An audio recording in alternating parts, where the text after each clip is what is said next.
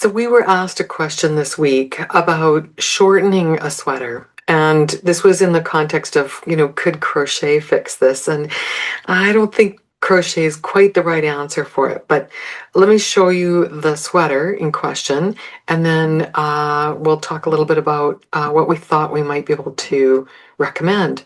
So this is the sweater. I believe it was knit from the bottom up, but it could have been done from the top down. It doesn't really matter. And it's just too long for the knitter, for the wearer. So I think that what I'm going to recommend is removing the extra 2 inches from the middle of the sweater, or even from the bottom of the sweater. Even though this was knit from the bottom up, you could remove the bottom and then re-knit the ribbing that's at the bottom, or you could remove a section even from the middle and graft those pieces together again.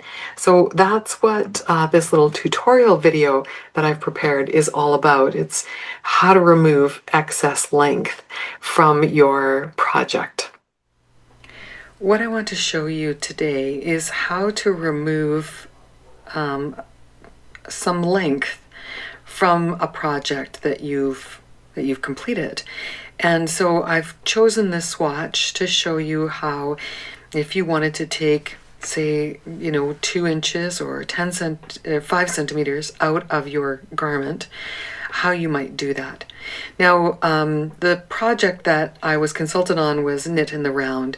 So I'm working on a flat little swatch here, and I recommend that you all do the same thing. Practice on a swatch before you do it on the real thing. But what I'm doing here today applies just as equally to something that's been worked in the round. So I've got a circular knitting needle, which would be super helpful if you're working in the round. And my knitting needle is smaller. It's a smaller size circumference or diameter, I should say, than the size of needle that I used to make this swatch. So using a smaller needle is always helpful. If you're working with a flat piece, you can also use straight needles. That works just fine as well. And I'll probably end up using both of these needles in this example. And I've got some scissors, and I'll tell you how those come into play in a little bit. So the first thing we're going to do is just talk about how much of this swatch, how much of the length of this swatch we want to remove. And so you can see I've got a little line here. That's because I've used this swatch for other things, obviously.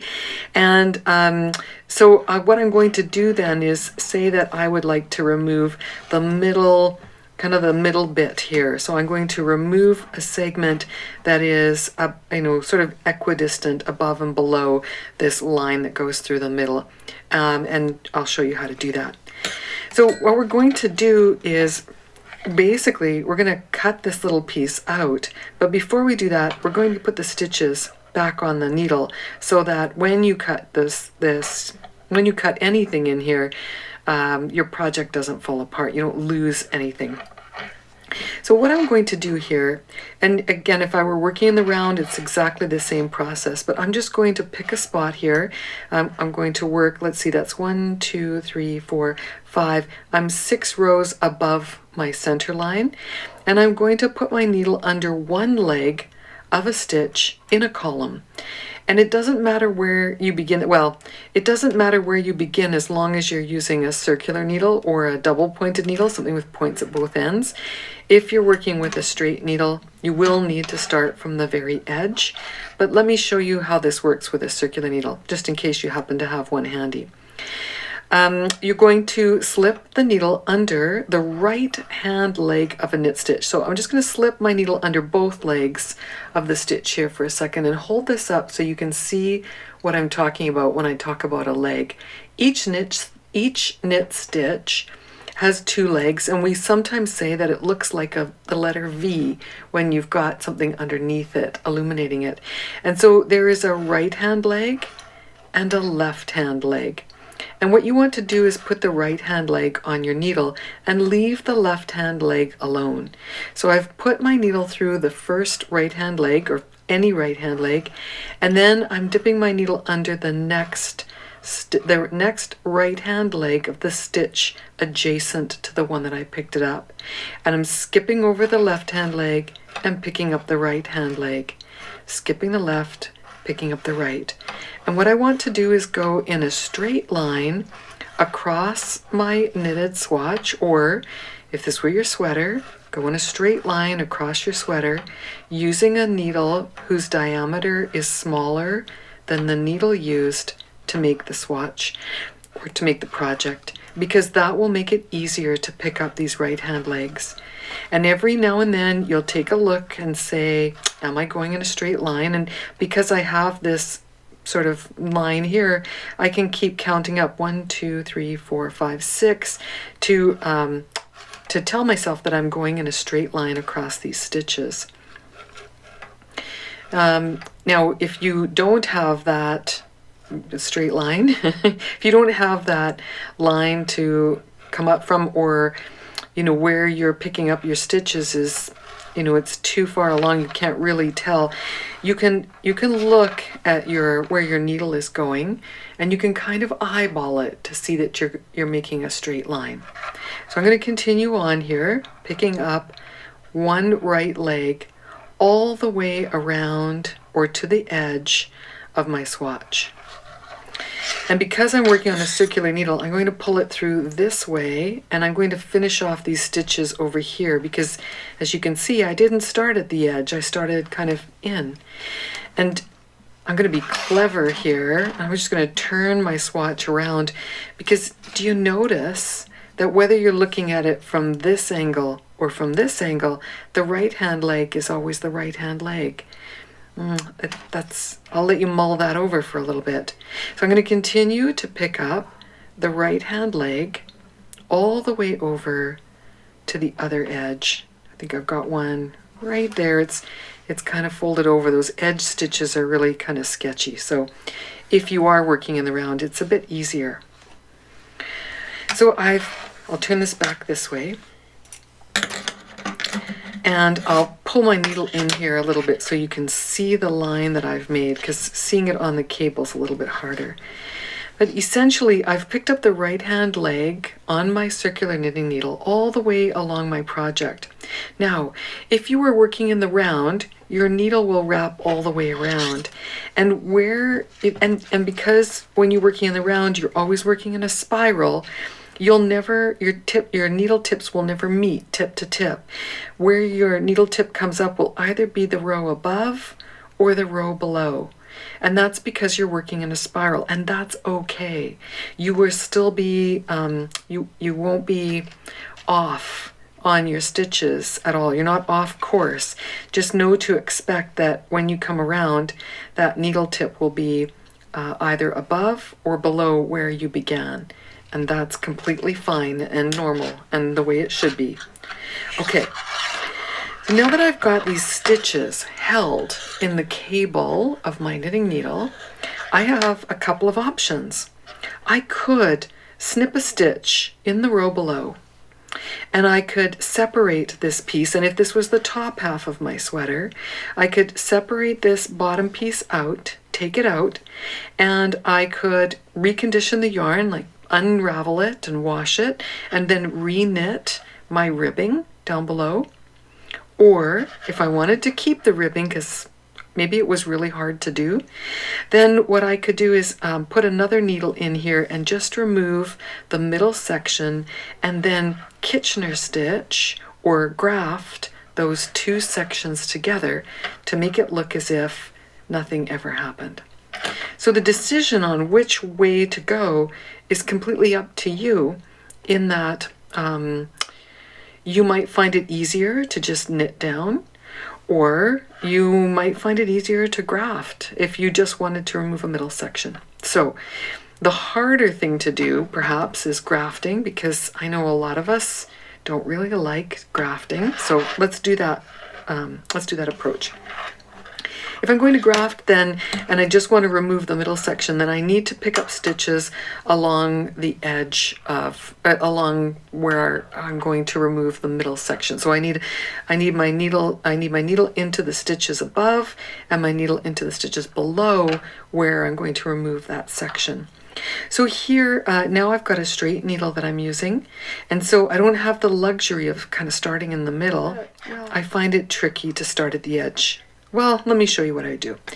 I want it to be the 6th row down. So 1, 2, 3, 4, 5, 6 is right here. I pick a stitch close to the edge, and then with my eye, I put my needle way over to the edge, and I say to myself, am I in the same row? I'll just check it here in a second. Okay, that looks like it's a pretty straight line.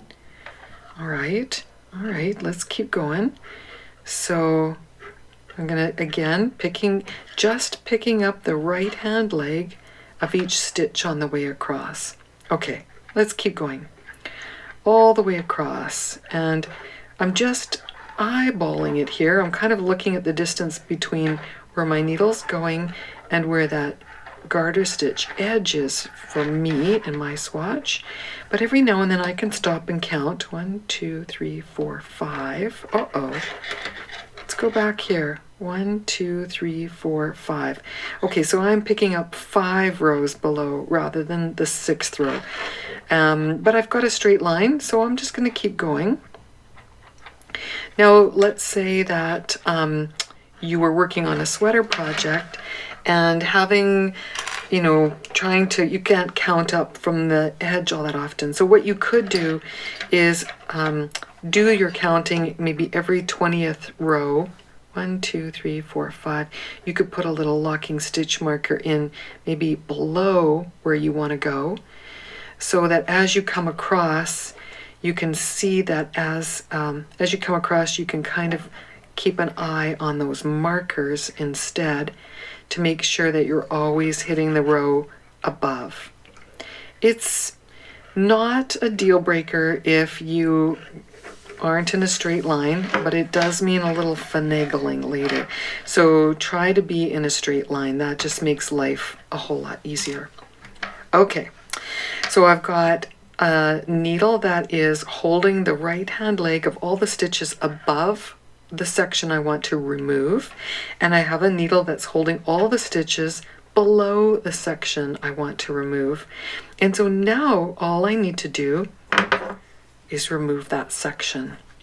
I'm going to take my scissors and I'm going to snip a stitch that is in the row below this one that I have on my cable needle here.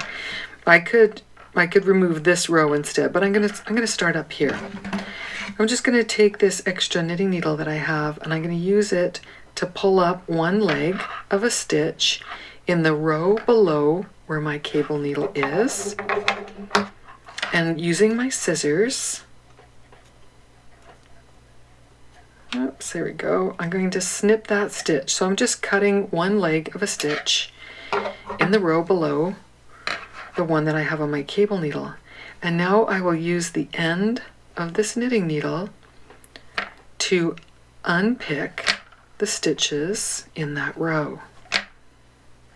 See what I'm doing here? I'll go for a little ways in this direction and then a little way over in this direction.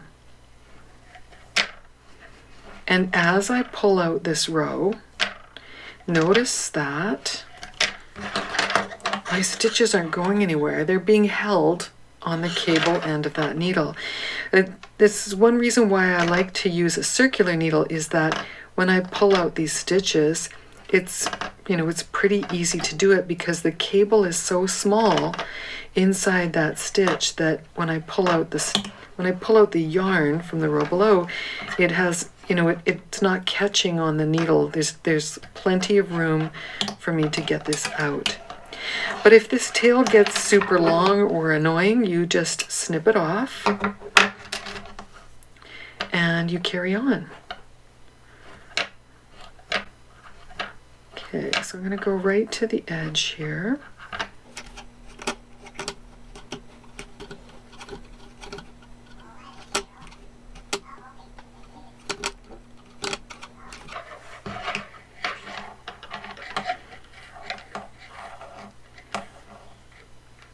Here we go. And it looks like, it kind of looked like I had another stitch here. And I don't think I do, but no, I don't. if I did and I pulled on it, it would unravel. So it was just the yarn caught up on the edge there. I'll pull out in the other direction.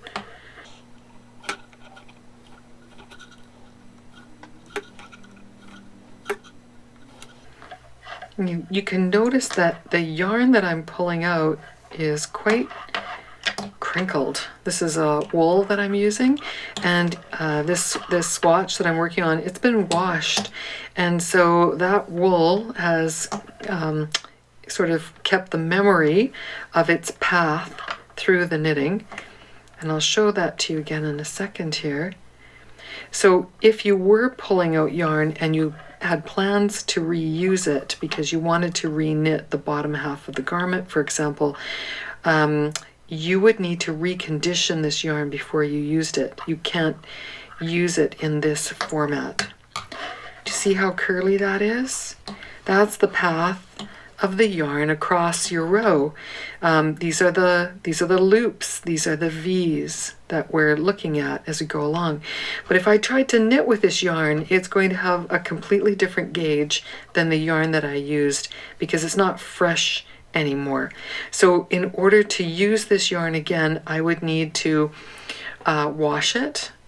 So I would let it soak in room temperature water for about 30 minutes, and I might even put a little bit of soap in there to clean it up, and then I would hang it up to dry. So before I put it in the water, I'd turn it back into a skein.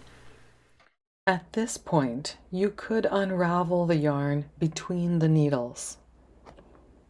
However, I want to show you, if I were, again, removing a segment from the middle of my garment, I'm going to do this again. I'm going to pick a stitch down here, and this time I'm just going to take my scissors because my needle is right there. I can see the stitches quite nicely. I'm just going to pick a stitch in the middle on the row below, and I'm going to snip it. And then once again, I'm going to use this extra needle, but it could be the blunt, the eye end of a tapestry needle. It could be a cable needle. It could be a double pointed needle. I just find it helpful to have something that kind of get under the leg and pull it free. And I wanted to show you this side because sometimes it's a little bit harder to pull it free on the row below if you've inserted a straight needle, because the straight needle has no cable on it. So the stitches are a little tighter on the row that is on the needle, and that can make it a little trickier to pull out the row below. But actually, I'm not having too much trouble, so that must mean that the needle that I've inserted in there is small enough. So it's making room for that yarn to come through the edge here and come through the loops that are on the needle. Now, looks like I might have done you guys a favor by, it looks like maybe this is on the row. Yeah, okay. So I got off here. Do you see that loop that's hanging out below my needle? It should be on the needle, so I didn't go in a straight line. So I'm just going to take a locking stitch marker and slip it in there and see if I did any better on the next stitch.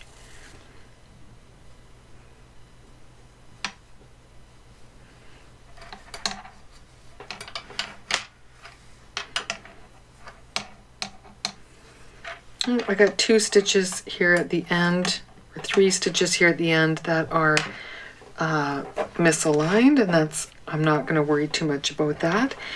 If I was working with a double pointed needle or my circular needle, I would pull this end through and adjust those right now. But because I'm working on a straight needle, and because I just happen to have a number of locking stitch markers over here, I'm just going to pop those stitches onto, you could pop them onto a piece of waste yarn, or you could pop them onto a stitch holder.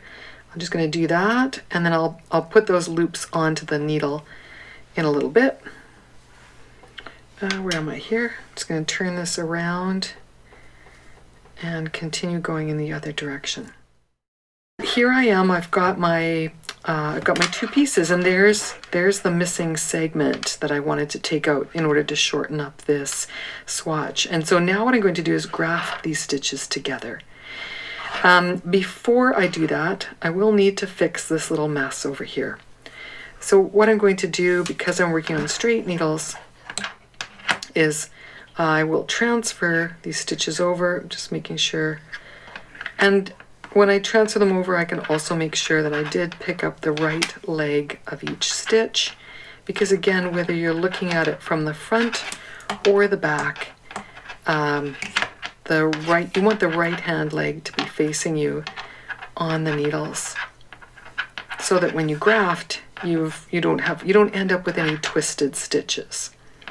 Okay, so here I am where I got off, and I'm just going to pop this stitch onto the needle and take the one from the row above off. So I'm taking that stitch that I put on the stitch holder. Maybe I'll take the stitch holder off first just to show you. There's that stitch that almost escaped me. Here we go. I'm gonna pop that on my needle, and then I'll take off that piece that I picked up, the right hand leg that I picked up by accident. And I thought I saw another loop down here. Let me just take this out for a second and have a loop at it. Okay. I think I'm good now. I'm just pulling on the fabric here to make sure that I haven't left anything behind. There's no errant loops hanging out here that shouldn't be. And now I'm going to graft these pieces together. So I'm just going to grab a wool needle. For grafting, we need to have a wool needle. Let me see if I have a slightly smaller one. There we go. And because I want you to see exactly the path of the graft, I'm going to use a different colored yarn for my grafting. I've got some nice pink over here. That's what I'm going to use to graft. Okay. And the grafting, so when we're grafting stitches together, we just need to make sure that you have the same number on each needle. So I'm going to do a quick count here.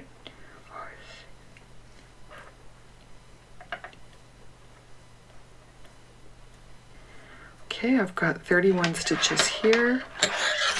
I'll count these ones.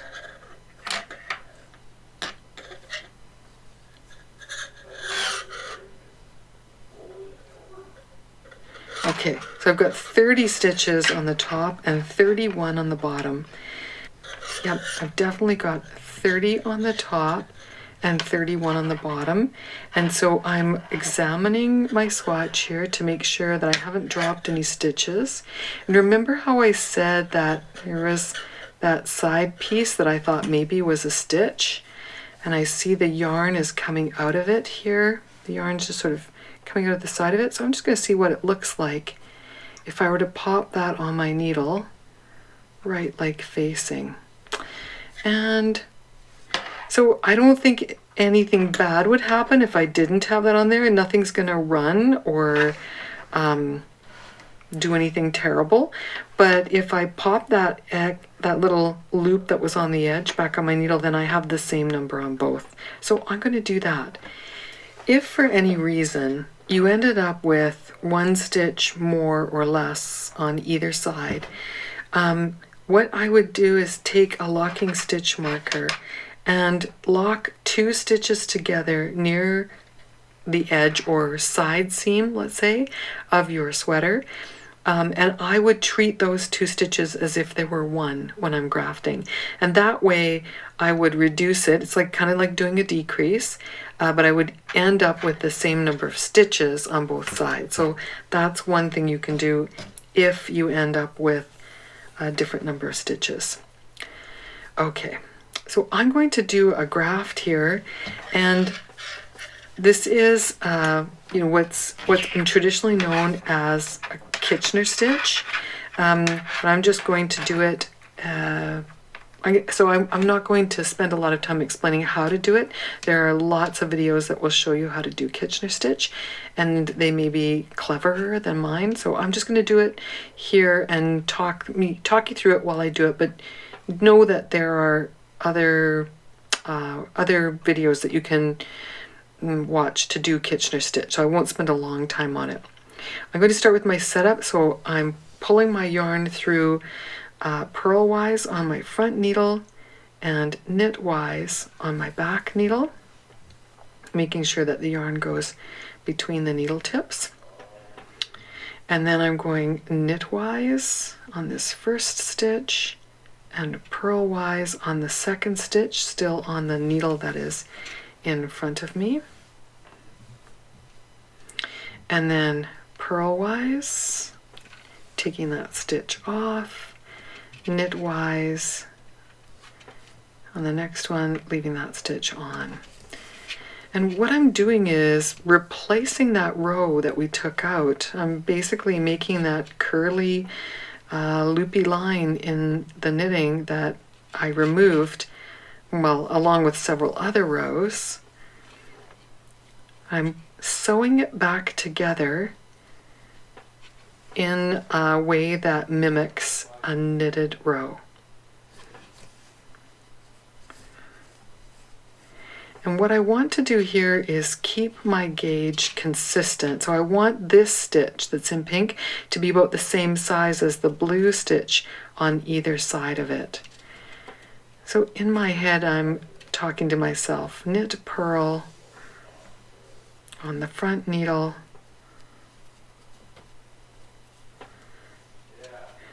purl, knit on the back needle. That's the little mantra that runs through my head.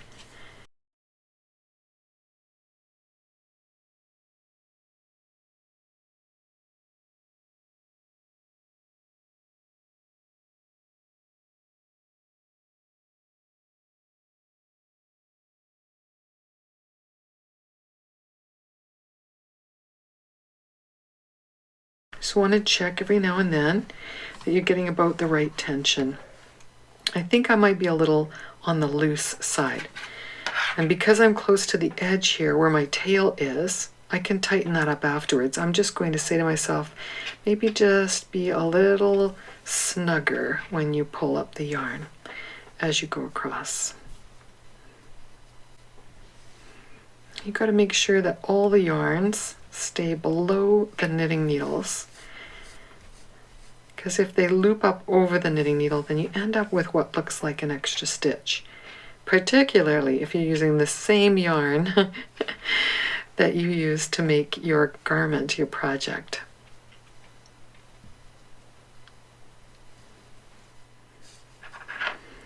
It's easier to adjust a loose grafted stitch than it is one that's too tight.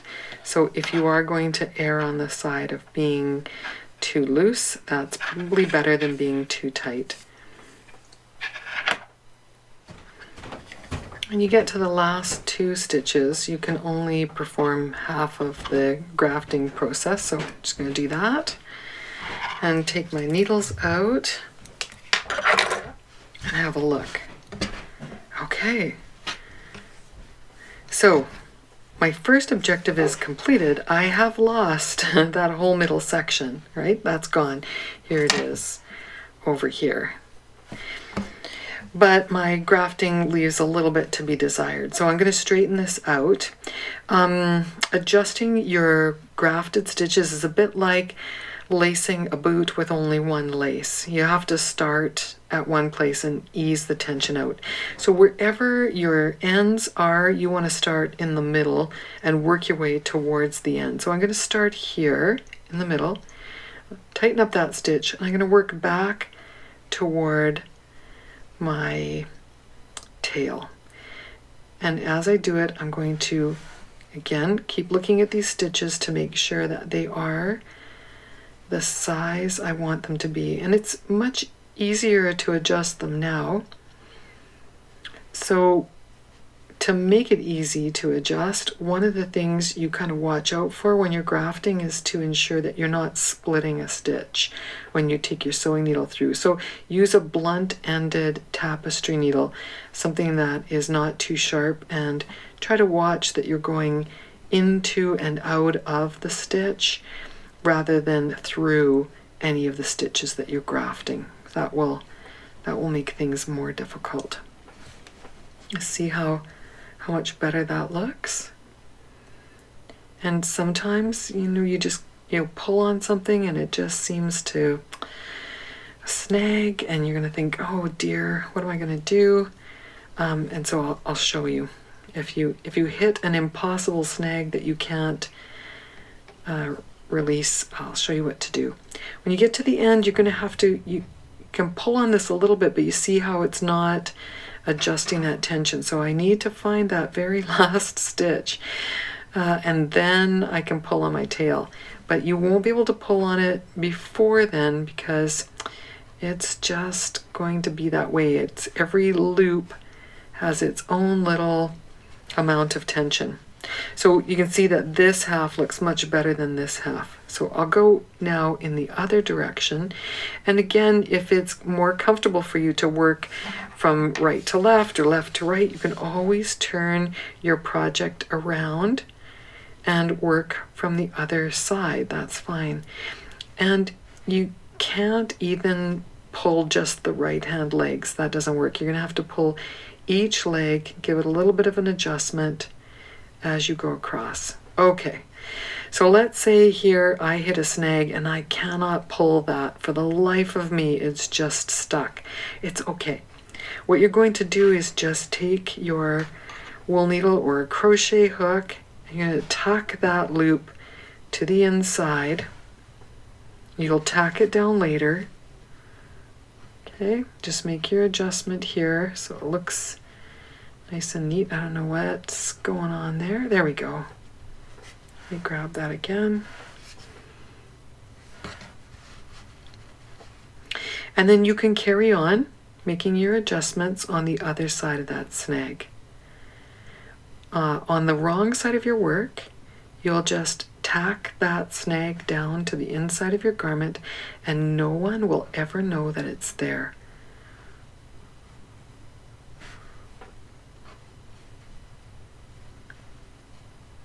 All right, the other thing that's a bit of a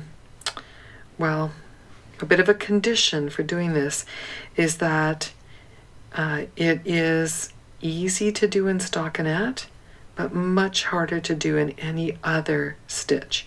So if your plan is to remove a section of your sweater and graft it together again, be sure to choose a row that is done in plain stockinette. That's much easier to remove and much easier to graft together again. All right? There's that one stitch that I tucked to the back, and it's going to probably bother me for the rest of my days, but I'm just going to try and ignore it for now. But do you see how, even though that's visible, that looks nice and neat? And I have removed about, well, maybe an 1.5 inches rather than 2 inches out of my little swatch here. But that's exactly the same thing you can do to remove excess fabric or excess length from your project. I hope that was helpful.